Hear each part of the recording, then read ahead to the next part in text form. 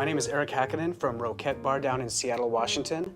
Today I am making the flagship Espresso Martini. Espresso Martinis have been having an extended moment for the last 10 years, and although they're typically made with vodka, today we're making it with Westland whiskey, which in my opinion adds much more backbone and body and nuance and all kinds of delicious chocolatey notes that you wouldn't get otherwise. So to make the drink, we start with 1 ounce of Westland whiskey,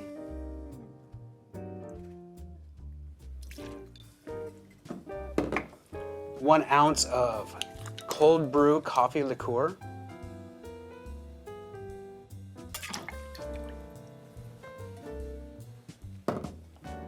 1 ounce cold brew concentrate coffee,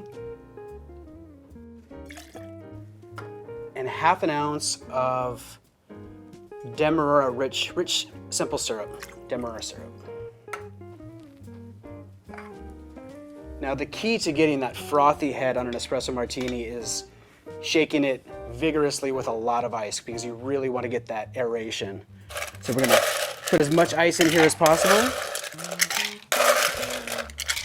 and then shake for 8 to 10 seconds.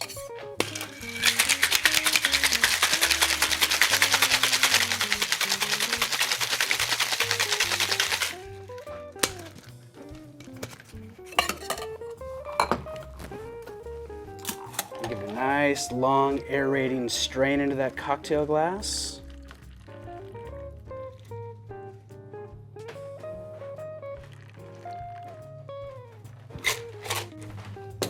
And garnish with 1 or 3 coffee beans. 2 is bad luck. So 1, 2, and 3. I'm Erik Hakkinen. This is the flagship Espresso Martini made with Westland whiskey.